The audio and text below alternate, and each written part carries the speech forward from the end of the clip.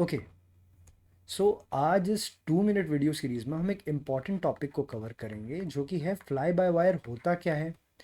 Fly by wire जो आपने सुना होगा एयरबस स्पेशली A320 के केस में, वो ऑटोमेशन कैसे दे रहा है, कैसे हेल्पफुल है, कैसे काम कर रहा है, क्या क्या उसके अंदर सिस्टम्स लगे हुए हैं।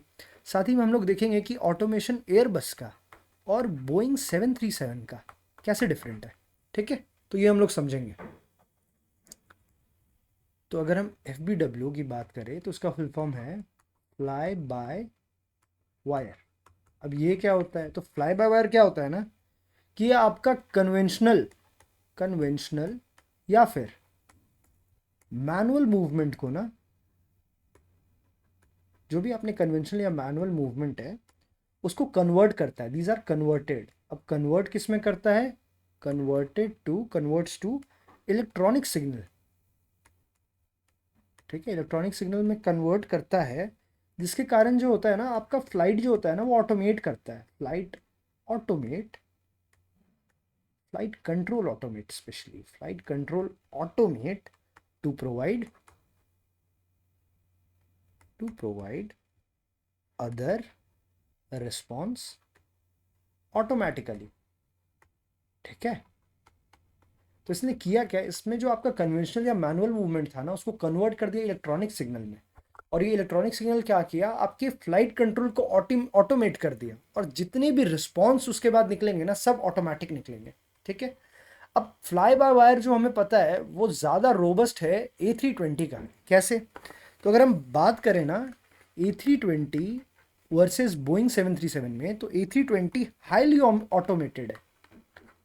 Highly automated. अब हाईली ऑटोमेटेड कैसे है, क्योंकि इसमें तीन चीज़ होता है। ठीक है, जैसे फ्लाई बाय वायर जो क्या करता है ना, वो मैनेज करता है।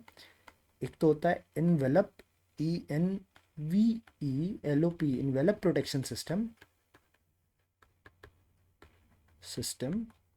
ठीक है, दूसरा हो गया आपका ऑटो थ्रस्ट, और तीसरा क्या हो गया, ऑटो ट्रिम। अब ये तीनों जो है ना, ये तीनों मैनेज किया जाता है फ्लाई बाय वायर के ही द्वारा। तो अब एक एक करके देखते हैं कि ये है क्या, envelope protection system, auto thrust, auto trim. हम फ्लाई बाय वायर बोल देते हैं, A320 हाईली ऑटोमेटेड है बोल देते हैं, बट ये नहीं समझते हैं कि ये क्यों ऑटोमेटेड है। तो ये इन तीन रीजंस की वजह से हाईली ऑटोमेटेड है। सबसे पहले हम बात करें इनवेलप प्रोटेक्शन सिस्टम के बारे में। इनवेलप प्रोटेक्शन सिस्टम, तो ये क्या होता है भाई, इनवेलप प्रोटेक्शन सिस्टम क्या है ना, ये प्रिवेंट करता है, कोई एक सिस्टम है जो प्रिवेंट करता है एयरक्राफ्ट को फ्रॉम एक्सेसिव और ओवर स्पीडिंग। ठीक है, साथ ही में क्या प्रिवेंट करता है, एक्सेसिव बैंक एंगल या फिर एंड स्टॉलिंग।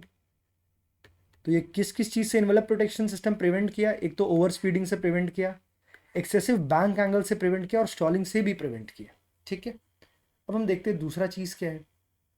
सो दूसरा चीज़ जो है वो हमारा है ऑटो थ्रस्ट।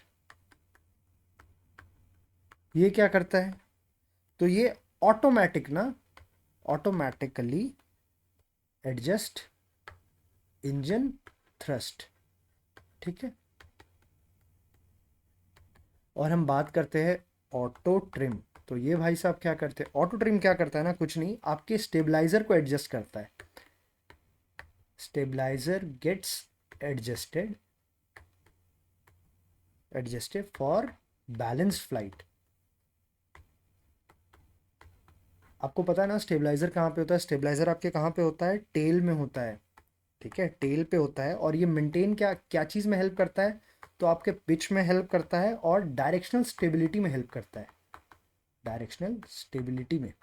ठीक है, अब देखो इन रीजंस की वजह से ना A320 हमारा जो है ना वो हाईली ऑटोमेटेड है कंपेयर टू बोइंग 737।